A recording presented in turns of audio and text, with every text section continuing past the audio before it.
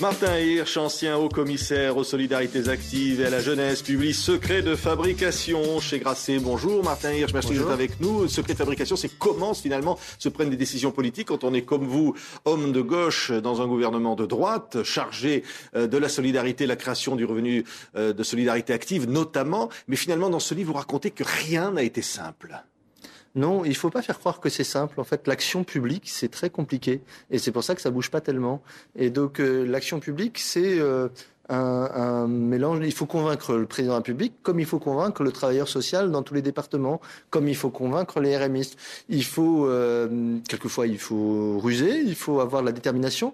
Moi, je ne sais pas faire 36 choses à la fois, donc il fallait avoir une seule idée et s'y tenir comme un maniaque obsessionnel. Oui. Alors, Nicolas Sarkozy tenait beaucoup à l'ouverture, vous en représentiez l'un des symboles, mais finalement, vous posiez vos conditions. Vous dites, moi, je veux faire le revenu de solidarité active, mais on voit bien que notamment Éric Woerth, un certain nombre de gens ne vont pas vous aider dans le gouvernement. Oui, mais alors ça, c'est pas une question d'ouverture, c'est assez logique, quoi. C'est toujours la même chose. Le premier problème qui se trouve dans tous les pays, c'est quand il faut faire un programme sur la pauvreté, on rencontre pas beaucoup d'enthousiasme pour ouvrir les cordons de la bourse.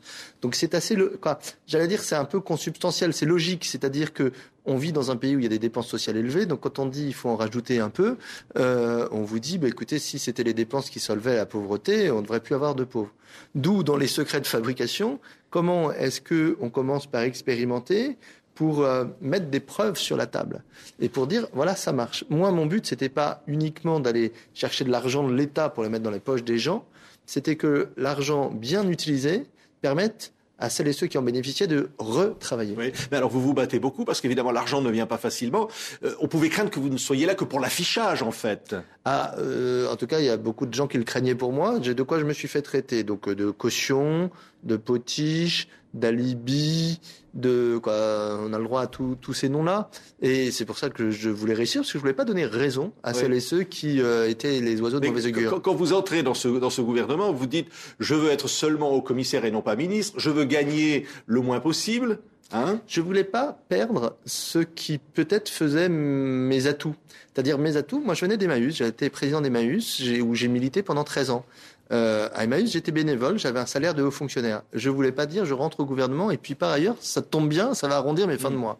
Donc je ne voulais pas gagner un centime de plus. Mais vous étiez très courtisé avant l'élection présidentielle. Vous racontez que vous fournissez des notes à Ségolène Royal pour le débat d'entre-deux tours avec Nicolas Sarkozy. Non, moi, je voulais pas jouer la pauvreté à pile ou face. C'est-à-dire que le RSA, je l'ai construit avec une commission où il y avait des parlementaires. Il y en a même un qui est ministre, qui est Laurent Wauquiez, où il y avait des parlementaires de gauche et où il y avait tout le monde, parce que ça faisait trop longtemps que le RMI empêchait des gens de retravailler et de revivre.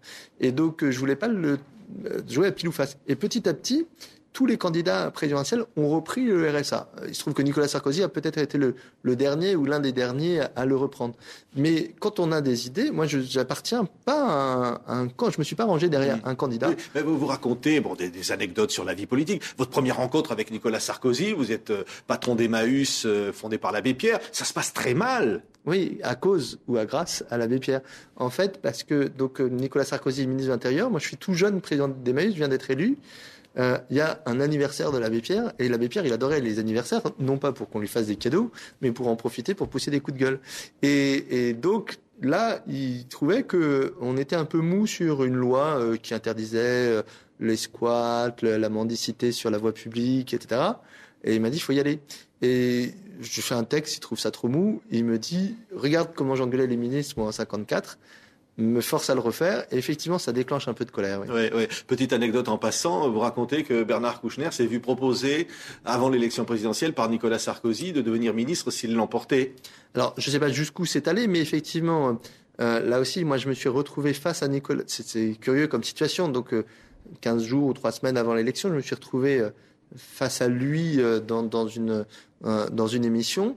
Et puis, à la fin, il commence à dévoiler l'ouverture peut-être que l'ouverture, et il cite le nom de Bernard Kouchner comme quelqu'un qui pourrait être ministre, et donc l'ouverture, il n'a pas eu cette idée-là le 6 mai au soir. Et vous voulez le nommer ministre de quoi ?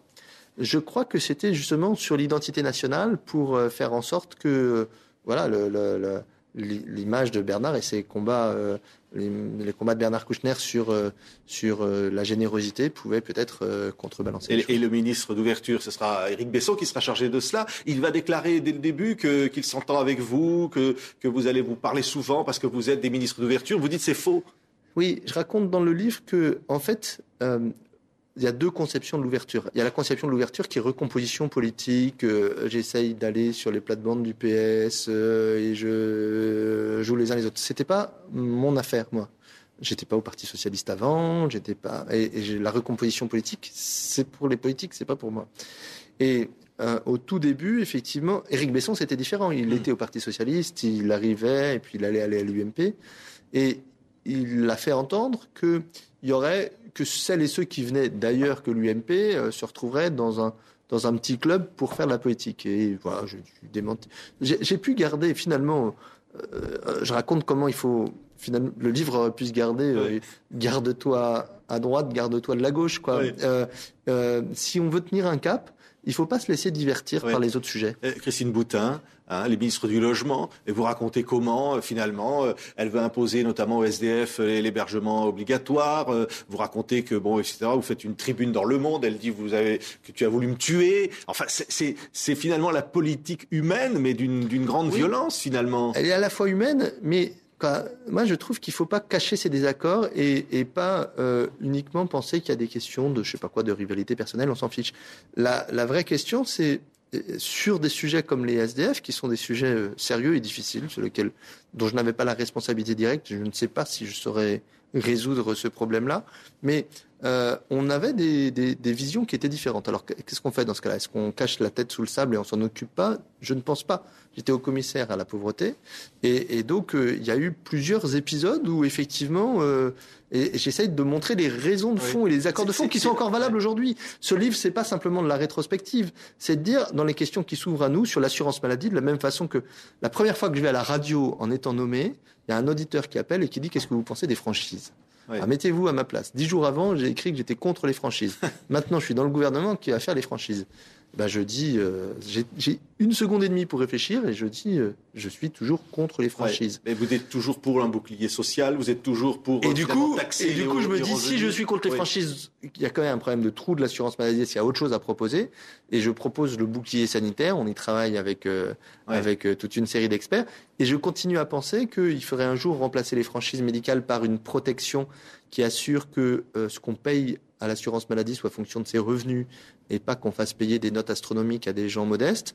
Et donc, j'essaye de m'appuyer sur cette expérience pour proposer des choses pour la suite. Et vous seriez prêt, Martin Hirsch, à travailler pour n'importe quel gouvernement ? Finalement, c'est ce que vous dites. Je serais prêt. Un gouvernement de gauche qui vous proposera de mener à bien vos projets, vous irez ? Je suis prêt à travailler pour les sujets qui m'intéressent. Mais justement, je pense que là aussi, la logique de ce livre, c'est de montrer qu'il n'y a pas qu'au gouvernement. On peut faire des choses au gouvernement, on peut faire des choses en dehors du gouvernement. J'essaye de le prouver tous les jours. Il n'y a pas que le gouvernement pour l'action publique. Voilà. Merci Martin Hirsch, ancien haut commissaire aux solidarités actives et à la jeunesse, qui publie Secret de fabrication, d'avoir été l'invité de TV5 Monde. Merci.